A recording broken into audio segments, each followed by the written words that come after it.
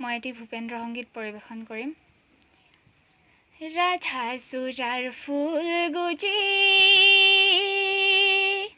ৰাধাপুৰৰ ৰাধিকা চাহ বাগিচাত ঝুমুৰ নাচি যুগ্নু যাচে ফটিকা চাহ বাগিচাত ঝুমুৰ নাচি যুগ্নু যাচে ফটিকা ৰাধা চূড়াৰ ফুল গুজি ৰাধাপুৰৰ ৰাধিকা চাহ বাগিচাত ঝুমুৰ নাচি যুগ্নু যাচে ফটিকা সেই ফটিকা প্ৰেম ফটিকা তাত ভেজাল তেজাল একো নাই সোণাৰুৰে ফুলৰ দৰে সঁচা ৰং ছটিয়াই যুগ্নু বোলা শিৰিষ গছত ৰাধা যেন লতিকা যুগ্নু বোলা শিৰিষ গছত ৰাধা যেন লতিকা চাহ বাগিচাত ঝুমুৰ নাচি যুগ্নু যাচে ফটিকা চাহ বাগিচাত ঝুমুৰ নাচি যুগ্নু যাচে ফটিকা তামোলত বগালে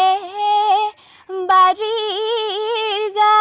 লোক জুপি মদাৰত বগালে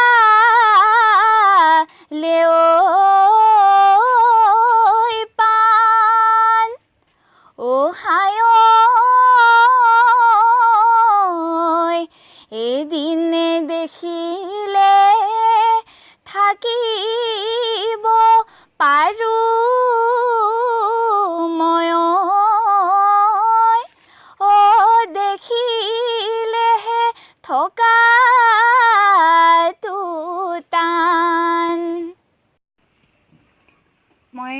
কেশৱ মহন্তদেৱৰ দ্বাৰা ৰচিত এটা কবিতা আবৃত্তি কৰিবলৈ লৈছোঁ। কবিতাটোৰ শিৰোনাম আঘোণৰ কুঁৱলী। আঘোণৰ কুঁৱলীয়ে বাট ভেটি কৰিছে আমনি একোকে নমনি কুঁৱলী নথকা হ'লে দেখিলোহেঁতেন বা পতাসোণ বৰণীয়া ধানৰ আচল দেখিলোহেঁতেন বা লিহিৰি লিহিৰি ঢেৰ আঙুলিয়ে মুঠি মৰা কেচ কেচ চিকমিক খৰ কাচিবোৰ দেখিলোহেঁতেন বা খোপা বন্ধা মূৰবোৰ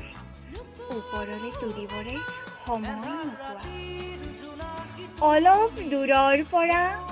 নোচোৱাৰ ভাও ধৰি চাবওতো পাৰিলোহেঁতেন এইজাক দাৱনীৰ মাজতে আছিল নেকি